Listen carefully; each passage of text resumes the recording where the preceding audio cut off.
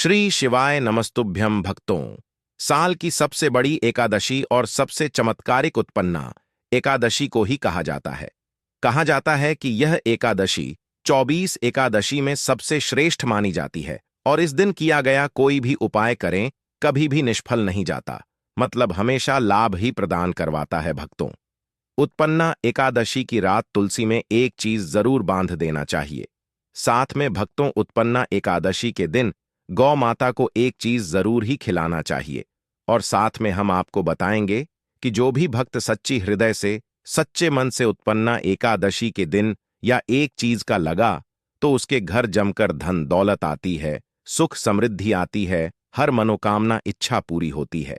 भक्तों, अगर आज की वीडियो आपने पूरा देख ली तो मनकर चलिए, आपका दुर्भाग्य को आज हम समाप्त करवा देंगे, क्योंकि जो भी भाई बहन, माता बहन इस वीडियो को सच्चे हृदय से माता रानी के लिए पूरी सच्ची निष्ठा से देखते हैं, वीडियो को लाइक करते हैं, मतंग दृष्टि चैनल को सब्सक्राइब करते हैं और कमेंट बॉक्स में भगवान विष्णु की जय लिखते हैं, माता लक्ष्मी की जल लिखते हैं, तो उनके जीवन में कभी कोई कष्ट, दुख, दर्द, कोई भी राहु दोष, पितृदोष और यहां पर सबसे इंपॉर्टेंट है शनि दोस्त हमेशा के लिए खत्म हो जाते हैं, यानी कि नष्ट हो जाते हैं और सभी देवी देवताओं की कृपा बरसती है। भक्तों, आप सभी को हम बारी बारी से सभी जानकारी देते हुए चलेंगे, इसलिए आप वीडियो को पूरा ही देखें, आधा अधूरा ना देखें। कई लोग होते हैं जो वीडियो को काट काट कर देखते हैं, बीच बीच में से देखते हैं और फिर ऐसे व्यक्ति को जीवन में कभी सफलता हासिल भी नहीं हो सकती। जो व्यक्ति वीडियो को बीच बीच से देखा है, कट कट कर देखता है भक्तों, इसलिए आप वीडियो को पूरा ही देखा करें। उत्पन्ना एकादशी भक्ति, साथ में हम आपको बताएं कि भक्तों चलिए सबसे पहले हम आपको बता देते हैं कि उत्पन्ना एकादशी की डेट टाइम क्या है। फिर हम आपको बड़ी बड़ी से सभी जानकारी बताते हुए चलेंगे और यह भी बताएंगे कि वह कौन सी चीज है जो हमें उत्पन्ना एकादशी के दिन जरूर ही खा लेनी चाहिए। भक्तों, साथ में हम आपको बताएंगे कि इस दिन एक चीज भूल कर भी नहीं खानी चाहिए। अगर आप यह चीज खा लेते हैं तो आपके घर में मृत्यु भी हो सकती है। इसलिए आज की वीडियो को आप पूरा जरूर देख लेना, बहुत ही खास और ज्ञानवर्धक वीडियो है। हर साल मार्ग शीर्ष महीने में कृष्ण पक्ष की एकादशी तिथि को उत्पन्ना एकादशी कहते हैं। मान्यता है कि इसी दिन एकादशी का जन्म हुआ था। इस एकादशी में व्रत रखकर भगवान विष्णु और माता लक्ष्मी की पूजा करने से जन्म जन्मांतर के पाप समाप्त हो जाते हैं। साथ ही व्यक्ति को धन की कमी नहीं होती है। इस साल 26 नवंबर को उत्पन्ना एकादशी का व्रत रखा जाएगा। कब शुरू हो रही एकादशी तिथि? ज्योतिषाचार्य बताते हैं कि उत्पन्ना एकादशी तिथि की शुरुआत 25 नवंबर को रात 2:56 पर हो रही है। समापन अगले दिन 26 नवंबर की रात 1:43 पर होगा। एकादशी तिथि का उदय 26 नवंबर को है, इसलिए उदया तिथि के अनुसार उत्पन्ना एकादशी का व्रत 26 नवंबर को रखा जाएगा। एकादशी पूजा विधि ज्योतिषाचार्य बताते हैं कि इस दिन व्रत रखकर भगवान विष्णु और माता लक्ष्मी की पूजा करनी चाहिए। साथ ही तुलसी पौधे में जल में गन्ने का रस मिलाकर अर्पण करें। शाम के समय सत्यनारायण की कथा अवश्य सुने। साथ ही जरूरतमंदों के बीच दान करने से सभी प्रकार के पाप समाप्त हो जाते हैं। भक्तों, सभी जानकारी हम बारी बारी से जानते हुए चलेंगे। एकादशी पर क्या करें और क्या ना करें। उपवास रखें। एकादशी के दिन व्रत रखना शुभ माना जाता है, इसलिए इस दिन भगवान विष्णु के लिए उपवास जरूर रखें। तुलसी पत्र चढ़ाएं। तुलसी पत्र भगवान विष्णु को अति प्रिय है और उनकी पूजा तुलसी पत्र के बिना अधूरी मानी जाती है, इसलिए इस शुभ दिन पर तुलसी दल चढ़ाना चाहिए। लेकिन इस दिन के लिए पहले से तुलसी पत्र को तोड़कर रख ले, क्योंकि मान्यताओं अनुसार इस दिन तुलसी को नहीं तोड़ना चाहिए। तामसिक भोजन से बचे। एकादशी के दिन सात्विक भोजन करना चाहिए। इस दिन मां, प्याज, लहसुन आदि का सेवन नहीं करना चाहिए, क्योंकि इन चीजों से मन में नकारात्मक विचार आ सकते हैं। भक्तों, मतंग दृष्टि चैनल आपको कभी कोई गलत जानकारी नहीं देगा, इसलिए आप मतंग दृष्टि चैनल को जरूर सब्सक्राइब करें और इस वीडियो को भी ज्यादा से ज्यादा शेयर जरूर करें। भक्तों, दान पुण्य, अगर आप व्रत रख रहे हैं या फिर किसी कारण नहीं रख पा रहे हैं, फिर भी आपको एकादशी के दिन धन, कपड़े, भोजन और पानी का दान करना चाहिए, क्योंकि ऐसे कार्यों को करना फलदायी माना जाता है। ब्रह्मचर्य का पालन करें। इस शुभ दिन पर साधक को ब्रह्मचर्य का पालन करना चाहिए। भक्तों को हमेशा अपने शरीर और मन पर नियंत्रण रखना चाहिए और मंत्रों का जाप करते हुए अपना दिन बिताना चाहिए। चावल का सेवन भूलकर भी न करें। एकादशी के शुभ दिन पर भूलकर भी चावल का सेवन नहीं करना चाहिए, क्योंकि एकादशी के दिन चावल पर दरिद्रता का वास रहता है।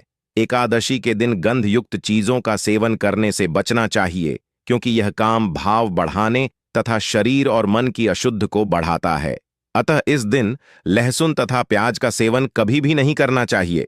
इस दिन लहसुन प्याज की तरह ही मसूर की दाल, गाजर, शलजम, गोभी, पालक आदि चीजों के सेवन से परहेज करें। मान्यता अनुसार एकादशी तथा द्वादशी तिथि के दिन बैंगन खाना अशुभ फलदायी माना जाता है। अतः इस दिन बैंगन का सेवन भूलकर भी नहीं करना चाहिए। इस दिन बाल और नाखून नहीं काटे। एकादशी के दिन चावल नहीं खाना चाहिए, क्योंकि चावल का संबंध जल से तथा जल का संबंध चंद्रमा से माना जाता है। चंद्रमा ही मनुष्य मन का तथा सफेद रंग के स्वामी माने जाते हैं। अतः जल तत्व राशि के कारण अक्सर धोखा खाना पड़ता है। एकादशी के दिन वृक्ष से पत्ता नहीं तोड़ना चाहिए, अतः स्वयं गिरा हुआ पत्ता ही उपयोग में लाना चाहिए। शास्त्र के अनुसार एकादशी के दिन मांस मदिरा का सेवन करने से नरक जाना पड़ता है, अतः इस चीजों दूर रहना चाहिए। इसी तरह एकादशी के दिन सेम का सेवन नहीं करना चाहिए, यह संतान के लिए हानिकारक माना गया है। इस दिन जौ का सेवन नहीं करें। मान्यता अनुसार जौ को महर्षि मेधा के शरीर से उत्पन्न होना माना जाता है, अतः एकादशी पर जौ का सेवन वर्जित है। एकादशी के दिन प्रात दातुन न करें। नींबू, जामुन या आम पत्ते चबाकर अंगुली से कंठ साफ करने की मान्यता है। यदि यह संभव ना हो तो पानी से 12 बार कुल्ले करना चाहिए। उत्पन्ना एकादशी के दिन व्रत रखना बहुत शुभ और जरूरी माना गया है। इस दिन भगवान विष्णु जी को प्रसन्न करने के लिए व्रत अवश्य करें। तुलसी भगवान विष्णु जी को अति प्रिय है। इस दिन भगवान विष्णु जी की पूजा में तुलसी का इस्तेमाल अवश्य करें और उन्हें तुलसी चढ़ाना न भूले। उत्पन्ना एकादशी के दिन सात्विक भोजन करना चाहिए और सादा खाना खाएं। इस दिन भगवान विष्णु को पीले फल और फूल अर्पित करने चाहिए। उत्पन्ना एकादशी के दिन दान पुण्य करने का विशेष महत्व होता है। इस दिन गरीबों और जरूरतमंदों को भोजन, वस्त्र और धन आदि का दान करें। ऐसा करने से बहुत फलदायी माना जाता है। उपत एकादशी के दिन ब्रह्मचर्य का पालन करना चाहिए और अपने मन वाणी पर नियंत्रण रखना चाहिए। उत्पन्ना एकादशी के दिन भगवान विष्णु जी के मंत्रों का जाप जरूर करना चाहिए। ऐसा करने से भगवान विष्णु प्रसन्न होते हैं। बापू, चलिए अब जान देते हैं कि तुलसी में ऐसी कौन सी चीज बंद देने से व्यक्ति के भाग्य चमक जाता है। व्यक्ति के भाग्य में सुख समृद्धि की प्राप्ति होती है, धन दौलत की प्राप्ति होती है। कहा जाता है कि उत्पन्न एकादशी के दिन तुलसी से जोड़ा कोई भी उपाय किया जाए वह खाली जा ही नहीं सकता, क्योंकि इस दिन भगवान विष्णु माता लक्ष्मी जाग अवस्था में होते हैं। उसे दिन कोई भी उपाय करें नहीं, वह खाली कभी नहीं जाएगा। भक्तों, इसलिए तुलसी में इस दिन एक चीज जरूर बंद देनी चाहिए, और अगर आप यह चीज बांध देते हैं तो माता लक्ष्मी आप पर दोनों हाथों से धन की वर्षा करते हैं।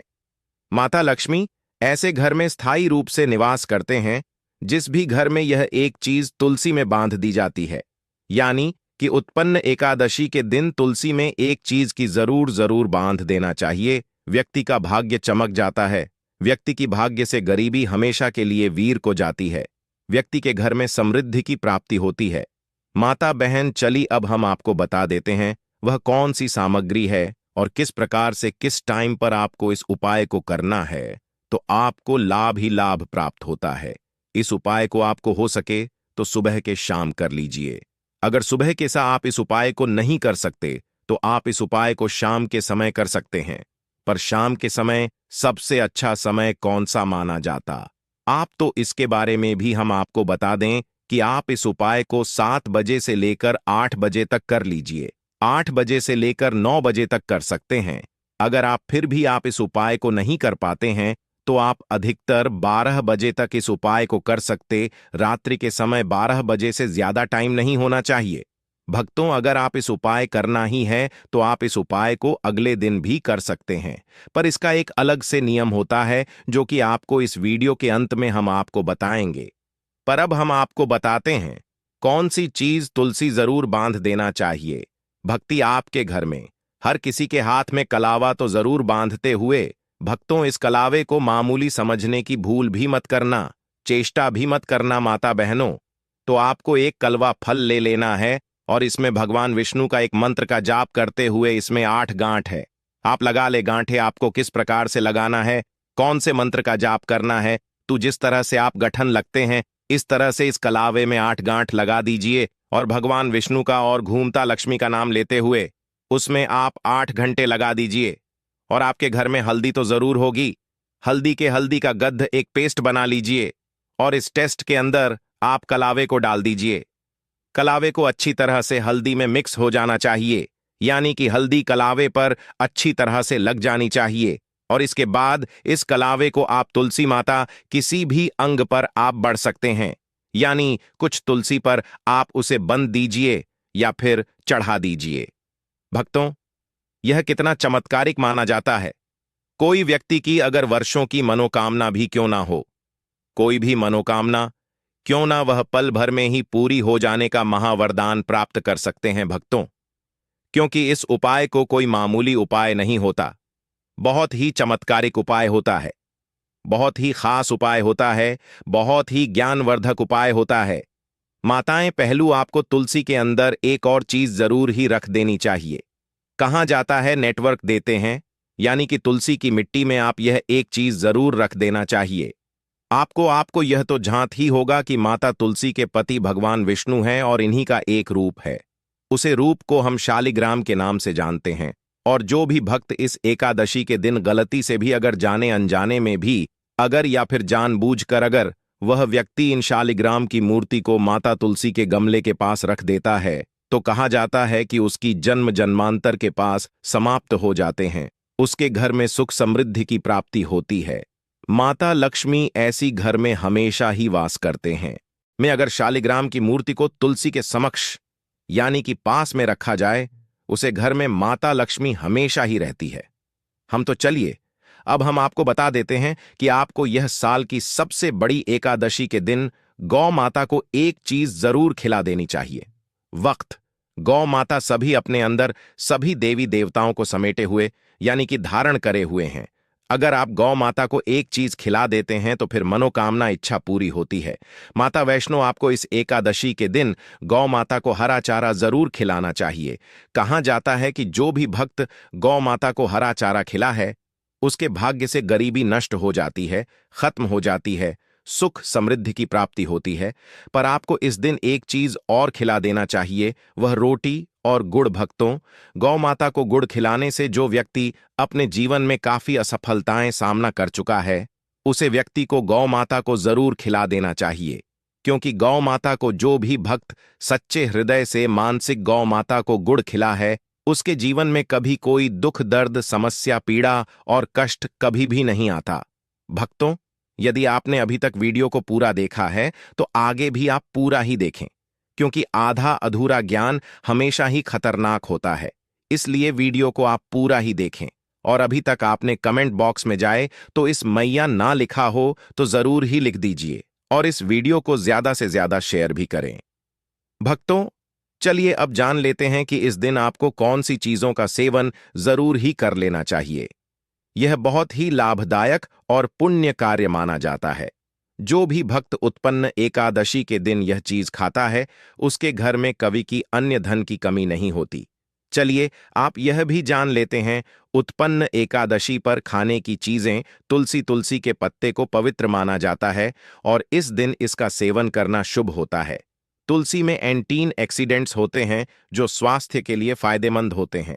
गुड़ में एंटीन एक्सीडेंट्स होते हैं जो स्वास्थ्य के लिए फायदेमंद होते हैं। गुड़ को इस दिन खाने से शरीर को ऊर्जा मिलती है। चना एक प्रोटीन से भरपूर खाद्य है जो इस दिन खाने के लिए उत्तम होता है। चना को इस दिन खाने से शरीर को प्रोटीन मिलता है। साबुत अनाज जैसे कि ब्राउन राइस, साबुत गेहूं की रोटी इस दिन खाने के लिए उत्तम होते हैं। साबुत अनाज में फाइबर होता है जो पाचन के लिए फायदेमंद होता है। फल, ताजे फल जैसे कि अनार, सेब और केला इस दिन खाने के लिए उत्तम होते हैं। फल में विटामिन और मिनरल्स होते हैं जो स्वास्थ्य के लिए फायदेमंद होते हैं।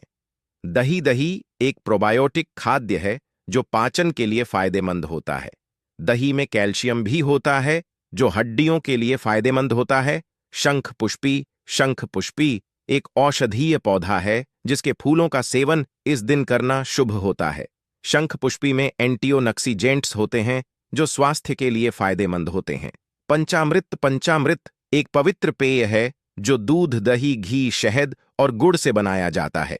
पंचामृत में एंटीओक्सीडेंट्स होते हैं जो स्वास्थ्य के लिए फायदेमंद होते हैं।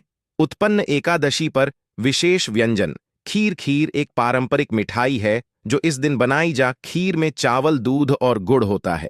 पूरी और सब्जी एक सामान्य भोजन है जो इस दिन खाया जाता है। पूरी में साबुत गेहूं होता है और सब्जी में विटामिन और मिनरल्स होते हैं। 3 मिष्ठान जैसे कि लड्डू, बर्फी और जलेबी इस दिन बनाए जाते हैं। मिष्ठान में गुड़ और चीनी होती है जो स्वास्थ्य के लिए फायदेमंद होती है। 4 हलवा एक पारंपरिक मिठाई है जो इस दिन बनाई जाती है। हलवा में गेहूं, दूध और गुड़ होता है। 5वां लड्डू एक पारंपरिक मिठाई है जो इस दिन बनाई जाती है। लड्डू में बेसन, दूध और गुड़ होता है। उत्पन्ना एकादशी उपाय एकादशी का दिन भगवान विष्णु की कृपा पाने के लिए एक उत्तम दिन माना जाता है। व्यापार में वृद्धि के लिए उत्पन्ना एकादशी के दिन भगवान विष्णु की पूजा में पीले रंग के फूल चढ़ाने के साथ पीले रंग का भोग अर्पित करें। मानता है कि ऐसा करने से भगवान विष्णु प्रसन्न होते हैं और कारोबार में तरक्की के योग्य बनते हैं। दरिद्रता होगी दूर घर से दरिद्रता दूर करने के लिए उत्पन्ना एकादशी के दिन सुबह और शाम को तुलसी के पेड़ के नीचे घी का दीपक जलाएं और लक्ष्मी चालीसा का पाठ करें। इसके अलावा पूजा में भगवान विष्णु को 11 तुलसी के पत्तों का भोग लगाएं। मान्यता है कि ऐसा करने से भगवान विष्णु के साथ माता लक्ष्मी का आशीर्वाद मिलता है और दरिद्रता दूर होती है। गृह क्लेश से मुक्ति अगर घर में बहुत ज्यादा लड़ाई झगड़े होते हैं और लंबे समय से क्लेश चल रहा है तो ऐसे में उत्पन्ना एकादशी के दिन घर में दक्षिणावर्ती शंख की स्थापना करें। उसके बाद शंख की धूप, दीप आदि से पूजा करें। मानत है कि ऐसा करने से गृह क्लेश से मुक्ति मिलती है। धन लाभ के उपाय धन से जुड़ी समस्याओं से मुक्ति पाने के लिए उत्पन्ना एक एकादशी के दिन भगवान विष्णु के सामने 9 मुखी दीपक के साथ एक अखंड ज्योति जलाएं। ऐसा करने से घर में सकारात्मक ऊर्जा बढ़ती है। मां लक्ष्मी का आशीर्वाद मिलता है जिससे धन से जुड़ी सभी परेशानियां दूर होती हैं। दीपक में रुई की जगह कलावे की बांथी का प्रयोग करने से यह उपाय ज्यादा असरदार होता है। भक्तों, अभी तक आपने मतंग दृष्टि चैनल को सब्सक्राइब न किया हो तो जरूर ही कर लें और वीडियो को आधा अधूरा ना देख, क्योंकि अब हम आपको बताने जा रहे हैं बेहद खास ज्ञानवर्धक जानकारी। माताएं, बहनों, आप सभी को हम बता दीजिए, उत्पन्ना एकादशी पर ऐसे करें। अभिषेक उत्पन्ना एकादशी पर भगवान विष्णु का पंचामृत से अभिषेक करें और तुलसी का पत्ता डालकर दूध और केसर से बनी खीर का भोग लगाएं। ऐसा करने से आपके धन के रास्ते में आ रही रुकावटें दूर होंगी और आपकी कमाई में वृद्धि होगी। आपके अंदर कार्य कुशलता बढ़ेगी और ऑफिस में आपको सराहना मिलेगी। उत्पन्ना एकादशी पर दक्षिणावर्ती शंख का उपाय उत्पन्ना एकादशी पर घर के पूजा स्थान में दक्षिणावर्ती शंख की स्थापना करने से आपके घर सुख, समृद्धि और धन वैभव बढ़ता है। आपके घर में मां लक्ष्मी का वास होता है और उनकी कृपा आपके पूरे परिवार पर बनी रहती है। इस दिन दक्षिणावर्ती शंख को पीतल के पात्र में रखकर दूध से अभिषेक करें और फिर इसे स्वच्छ जल से साफ करके घर के मंदिर में उत्तर दिशा में रखें। मां लक्ष्मी आपके घर की तरफ आकर्षित होंगी। उत्पन्ना एकादशी पर 9 मुखी दीपक जलाएं। उत्पन्ना एकादशी पर भगवान विष्णु के सम्मुख 9 मुखी घी का दीपक जलाएं। ऐसा करने से आपके करियर में आ रही सभी समस्याएं दूर होती हैं और आपको मां लक्ष्मी का आशीर्वाद मिलने से हर क्षेत्र में सफलता प्राप्त होती है।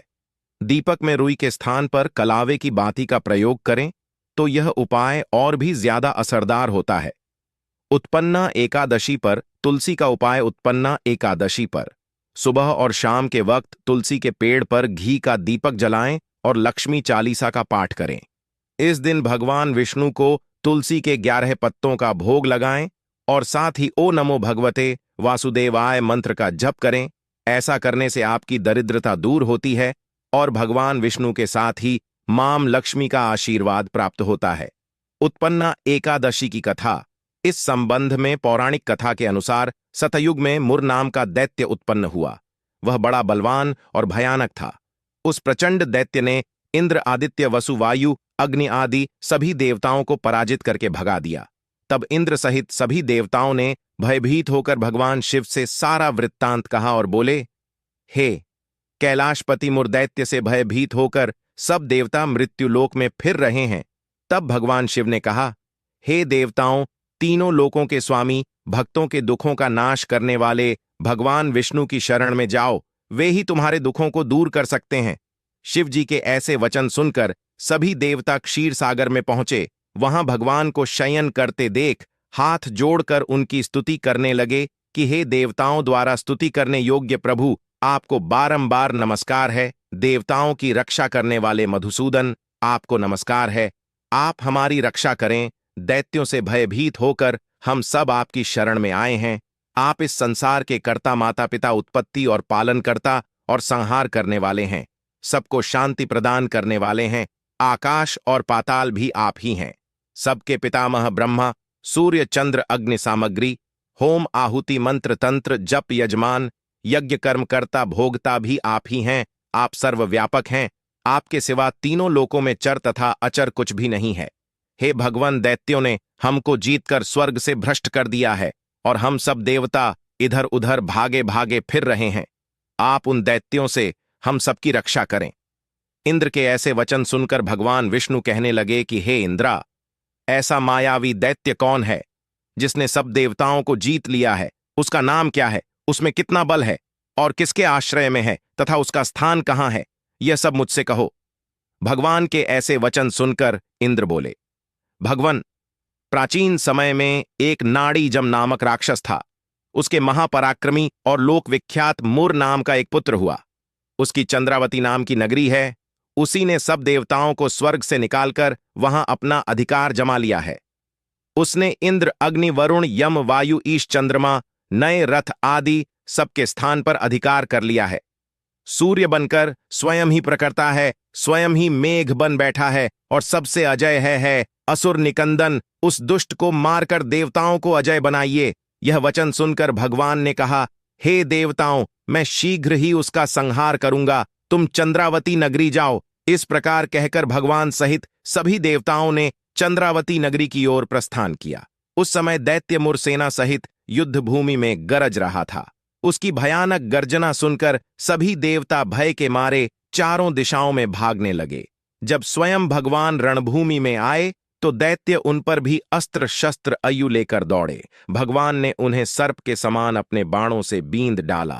बहुत से दैत्य मारे गए, केवल मोर बचा रहा। वह अविचल भाव से भगवान के साथ युद्ध करता रहा। भगवान जो भी तीक्ष्ण बाण चलाते वह उसके लिए पुष्प सिद्ध होता। उसका शरीर छिन्न भिन्न हो गया, किंतु वह लगातार युद्ध करता रहा। दोनों के बीच मल्ल युद्ध भी हुआ। 10,000 वर्ष तक उनका युद्ध चलता रहा, किंतु मोर नहीं हारा। थक कर भगवान बद्रिकाश्रम चले गए। वहां हेमवती नामक सुंदर गुफा थी। उसमें विश्राम करने के लिए भगवान उसके अंदर प्रवेश कर गए। यह गुफा 12 योजन लंबी थी और उसका एक ही द्वार था। विष्णु भगवान वहां योग निद्रा की गोद में सो गए। मुर भी पीछे पीछे आ गया और भगवान को सोया देखकर मारने को उद्यत हुआ। तभी भगवान के शरीर से उज्ज्वल कांतिमय रूप वाली देवी प्रकट हुई। देवी ने राक्षस मुर को ललकारा, युद्ध किया और उसे तत्काल मौत के घाट उतार दिया। श्री हरि जब योग निद्रा की गोद से उठे तो सब बातों को जानकर उस देवी से कहा कि आपका जन्म एकादशी के दिन हुआ है, अतः आप उत्पन्ना एकादशी के नाम से पूजित होंगी। आपके भक्त वही होंगे जो मेरे भक्त हैं।